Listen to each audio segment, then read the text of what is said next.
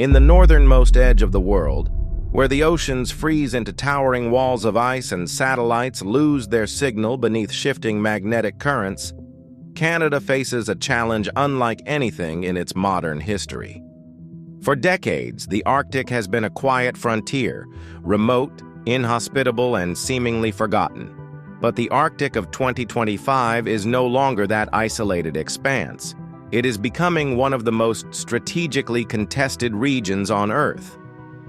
And right when Canada is struggling with its greatest weakness beneath the ice, another nation thousands of kilometers away has unveiled a breakthrough that changes everything.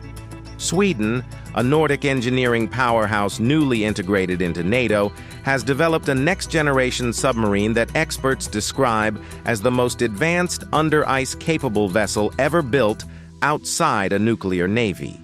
It is a submarine designed for cold, narrow, icy waters, conditions that mirror Canada's Arctic reality almost exactly. And for the first time in years, Canada may have a solution to a problem it has struggled to solve.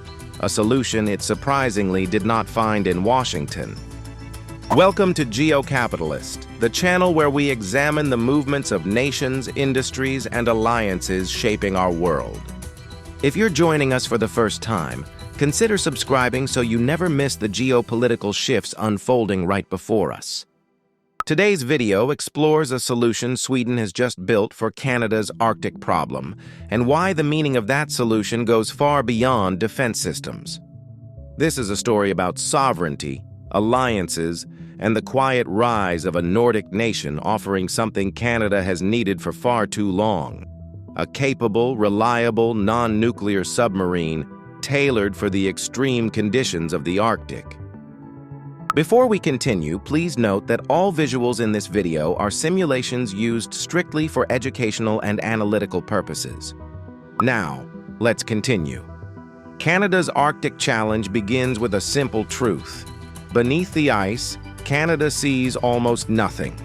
The country possesses more Arctic coastline than any other nation on Earth, stretching across vast archipelagos of islands, deep underwater channels, and trade routes now emerging as the ice retreats. Yet despite commanding this enormous territory, Canada lacks the one capability that defines true control of the Arctic in the 21st century: reliable, persistent, under-ice presence. Its current fleet of Victoria-class submarines, acquired from the United Kingdom in the late 1990s, is unable to operate beneath the Arctic ice. These vessels struggle even in temperate environments due to age, maintenance limitations, and technological obsolescence. Reports from Canada's Auditor General have repeatedly warned that the fleet experiences extended maintenance cycles, leaving the country without underwater patrol capability for long stretches at a time. Meanwhile, the Arctic has transformed dramatically. Russia has expanded its northern fleet, modernizing its bases in the Kola Peninsula and deploying submarines capable of launching long-range systems from under the ice. China has declared itself a near-Arctic state and continues investing in scientific stations, satellite infrastructure, and large icebreakers. Commercial traffic through northern routes has increased sharply, as melting sea ice opens shipping corridors that shorten the journey between Europe and Asia. And throughout these developments, Canada remains limited to surface patrols, satellites, and cooperation agreements with allies for underwater awareness. This is not sustainable. In an era where sovereignty is no longer defined solely by footprints on land, but by presence beneath the surface, Canada faces a growing gap that it cannot afford to ignore. The Arctic is changing, and Canada's capabilities must change with it. On the surface, it might seem obvious that Canada would turn to the United States, its largest ally, its neighbor, and its partner in NORAD, to solve its underwater challenge. But this is where reality diverges from expectation. The United States Navy does not build diesel-electric submarines at all. Its fleet is entirely nuclear-powered, designed for global operations, blue water dominance, and sustained missions across the world's oceans. These submarines are too large, too expensive, and too strategically sensitive to export. More importantly, Canadian officials have repeatedly stated that they are not seeking nuclear propulsion due to political, operational, and regulatory constraints. Even if Canada were to consider American solutions, another barrier emerges: export restrictions. Much of the United States' propulsion, sensor, and control technology is bound tightly by ITAR regulations. These restrictions limit foreign autonomy and give Washington significant control over how platforms are used, modified, or deployed. For a country like Canada, seeking greater sovereignty in the Arctic, this becomes a serious drawback. The United States also prioritizes its own strategic objectives in the high north, focusing on ballistic missile submarines, icebreakers, and under-ice surveillance systems that serve its national agenda. Canada's specific needs, involving persistent presence in narrow, icy waterways within its own archipelago, do not align with the U.S. Navy's mission profile. As a result, turning to Washington would force Canada to accept limited options and reduced autonomy. The kind of submarine Canada needs does not exist within the U.S. industrial base, and even if it did, export controls would restrict how freely Canada could operate it within its sovereign waters. Canada must therefore look elsewhere, to allies capable of delivering advanced non-nuclear submarines engineered for extreme cold and free from heavy political conditions. Allies like Sweden. In late 2025, Sweden captured global attention with the introduction of a new submarine concept described as the world's first fifth-generation battle submarine. Built by Saab Kockums, this next-generation platform evolves from the highly regarded A-26 Blekinge class, already one of the most advanced conventional submarines ever designed. The new architecture focuses on silent propulsion, modular mission adaptability, enhanced under-ice maneuverability, and integration with unmanned underwater vehicles. These innovations position Sweden as the leader in non-nuclear submarine technology at a moment when Arctic states are rethinking underwater strategy. What makes Sweden's breakthrough particularly relevant for Canada is its environment-driven engineering philosophy. Sweden has spent decades operating in the Baltic Sea, a shallow, complex, cold, and acoustically challenging body of water. The engineering solutions developed to thrive in such conditions naturally translate to the Arctic's narrow channels and icy obstacles. The submarine's Stirling air-independent propulsion system, one of the quietest in the world, enables long-duration operations without surfacing, crucial for stealth missions in regions where ice cover restricts upward movement. Its modular design allows integration of new sensor suites for under-ice detection, making it adaptable to Canada's evolving Arctic monitoring needs. Sweden's unveiling of this new submarine signals a shift in global underwater strategy.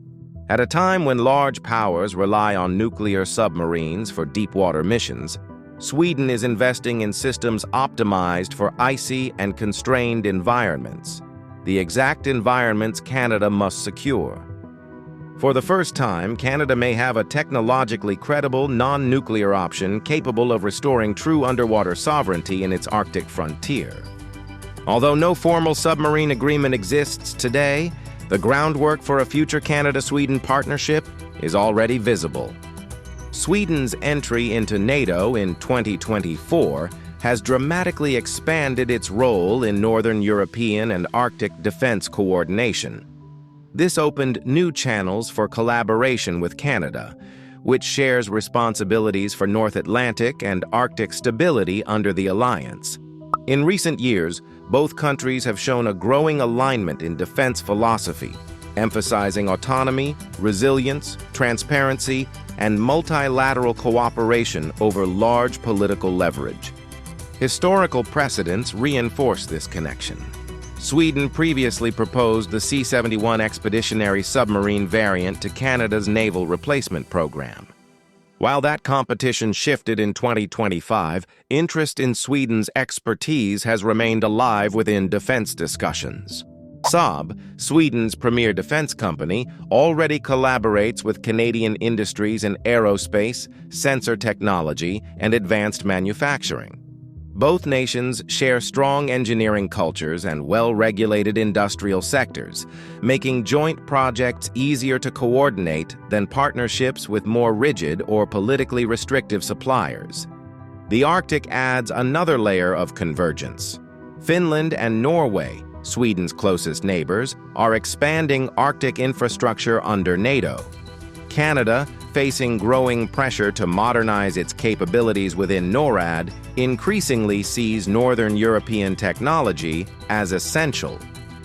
The relationship is not built on historical dependence or geopolitical pressure, but on technical compatibility and shared strategic needs. The foundation is already there. The moment simply requires a trigger. The Arctic is transforming faster than Canada's military procurement cycle. Melting sea ice is opening routes that shorten global shipping distances, drawing interest from commercial fleets, scientific vessels, and state actors seeking influence. Russia continues strengthening its Arctic posture, expanding bases, deploying advanced submarines, and conducting under-ice patrols near the Northern Sea route. China, though geographically distant, has declared long-term ambitions in the region, investing in research stations, icebreakers, and scientific expeditions. Europe views northern stability as essential for energy security and NATO's northern flank. These developments put pressure on Canada, which cannot monitor large sections of its Arctic underwater terrain. Reports from NORAD and the Canadian Armed Forces consistently point to a significant vulnerability beneath the surface. As climate change accelerates, the Arctic becomes a competitive corridor where nations test new technologies and assert influence. Without capable submarines, Canada relies on surface patrols, aircraft, and international agreements, effective for diplomatic awareness, but insufficient for maintaining sovereignty in a rapidly militarizing region. Meanwhile, political timelines lag behind operational needs. Submarine procurement projects take decades from approval to deployment. If Canada postpones decisions, it risks having no functional underwater fleet for the next 15 years. With increasing traffic, growing Russian activity, and China's interest expanding, Canada faces a narrowing window. The Arctic is no longer a remote frontier. It is becoming a strategic crossroads. Canada must move from dialogue to capability, and Sweden's technological advances offer a solution that aligns with both the urgency of the moment and the realities of the environment. Sweden's submarine expertise stands out for several reasons that make it uniquely compatible with Canada's Arctic mission. The Swedish Navy has spent generations perfecting operations in cold, cluttered, and acoustically challenging waters. Its submarines are designed for endurance, discretion, and flexibility in environments that resemble the Canadian Arctic more closely than any other nation's operational zones. Unlike Germany's emphasis on temperate environments or South Korea's industrial-scale manufacturing, Sweden combines technical refinement with strategic relevance. Another key factor is autonomy. Swedish submarines are not bound by U.S. technology export restrictions. Canada would be free to integrate its own systems, develop domestic maintenance capabilities, and operate without external limitations, something that cannot be guaranteed with U.S.-linked platforms. Sweden's modular engineering approach allows Canada to adapt systems over time without political approval from foreign stakeholders. This aligns directly with Canada's long-term goal of restoring sovereign control over its Arctic domain. Sweden's industrial culture also complements Canada's. Both countries value transparency, environmental responsibility, and high-regulation manufacturing, making joint production or technology sharing more feasible. Sweden has proven itself reliable in past defense collaborations, offering Gripen fighters to multiple nations seeking independence from larger powers. In many ways, Sweden represents the middle power model Canada likes to partner with. Technologically advanced, diplomatically aligned, and structurally compatible. For Arctic operations, Sweden is not just an option. It is one of the few nations capable of providing exactly what Canada needs. While a formal Canada-Sweden submarine pact does not exist today, envisioning a realistic agreement reveals how logical such cooperation would be. A credible partnership might begin with joint feasibility studies conducted under the NATO framework, assessing how Sweden's new submarine could be adapted for Arctic conditions. This could be followed by technology transfer arrangements allowing Canadian workers to participate in maintenance or modular production. Training programs could take place in the Baltic Sea, giving Canadian crews experience in cold, dynamic waters similar to their northern homeland. The agreement could also integrate advanced sensors and unmanned underwater vehicles, combining Swedish engineering with Canadian research institutions. Under NORAD modernization efforts, both nations might contribute to a network of under-ice monitoring systems, creating a shared Northern awareness architecture that improves security for the entire alliance. Crucially, such a pact would avoid political friction associated with U.S. export regimes, preserving Canada's freedom to enhance, modify, and operate the submarines within its own sovereign waters. This scenario is not speculative fantasy. It is a continuation of ongoing trends. Canada seeks autonomy in the Arctic. Sweden seeks strategic partnerships within NATO. The Arctic is becoming central to global geopolitics. The technology exists, the interests align, and the need is urgent. A Canada-Sweden submarine collaboration would not be an anomaly. It would be the natural evolution of two nations facing a shared northern frontier. The possibility of partnership with Sweden represents more than an acquisition decision. It symbolizes Canada's opportunity to reclaim true Arctic sovereignty.